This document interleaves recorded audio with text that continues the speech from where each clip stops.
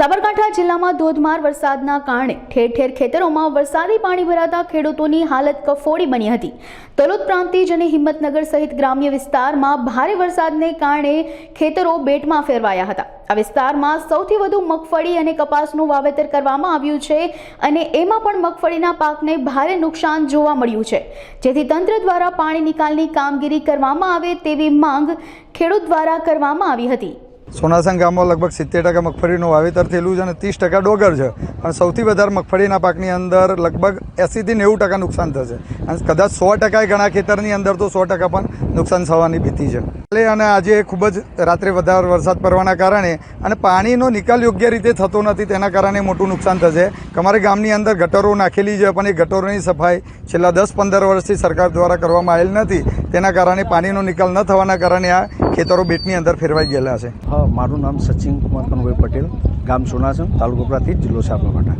આ ગઈકાલે જે વરસાદ પડ્યો એમાં લગભગ એટલો બધો વરસાદ પડ્યો ને કે આ મગફળીનું અત્યારે આ ખેતરની અંદર મગફળીનું વાવેતર છે બધા ખેતર। હવે મગફળીનું વાવેતર છે પણ 15 થી 20 તારીખ સુધીમાં કાઢવાની હતી। આ 15 થી 20 તારીખમાં પાક તૈયાર થઈ ગયો હતો એટલે હવે કાઢવાની તૈયારી જ કરવાની હતી, પણ આ એટલો બધો વરસાદ પડ્યો એટલે કંઈક હાથમાં આવે એવું લાગતું નથી, કારણ કે બધું આ ફેલ જ જવાનું, બધી ફૂગ આવી જવાની, બધું જો આ પાણી આમ 2 દિવસ રહે તો કશું હાથમાં ના આવે, બધું પૂરું થઈ જાય, વેચવા જાય નીકળે જ નહીં, કશું બધું ફેલ જ થઈ જાય, પૂરેપૂરું ફેલ।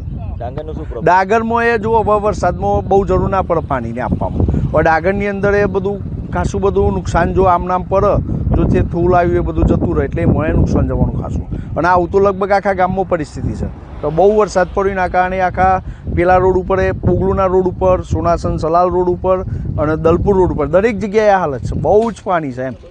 કોઈને પાણી એટલું બધું છે ને વધારે પડતું કે જાય તો એ કેટલું જઈ શકે, એટલે બહુ તકલીફ છે। તળાવ આખું ભરાઈ ગયું, તળાવ પૂરું થઈ ગયું, પાછું પડે છે તળાવમાંથી, એટલે પાણી તો બહુ આ વખત બહુ વરસાદ પડ્યો આ ગઈકાલે રાત્રે।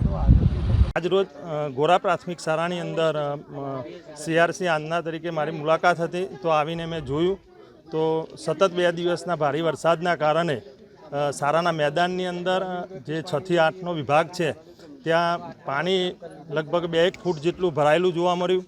એની અંદર આંગણવાડી આવેલી છે, બાલવાટિકા આવેલી છે, જેના કારણે પરિસ્થિતિ એવી હતી કે બાળકો શાળાની અંદર આવી શકે એમ નહોતા।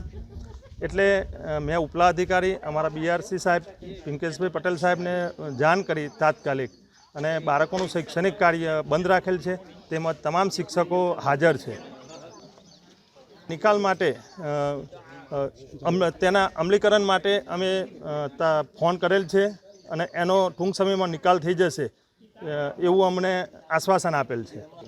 પાણી છે એ ટોટલ 6 થી 8ની જે બિલ્ડિંગ છે એની અંદર નીચેના ભાગમાં પાણી ભરાયેલ છે, તેમજ આંગણવાડીની અંદર પાણી છે, મધ્યાહન ભોજનનો ત્યાં રૂમ આવેલો છે, એની અંદર સ્ટોક હતો, એ સ્ટોકને પણ નુકસાન થવાની શક્યતા છે।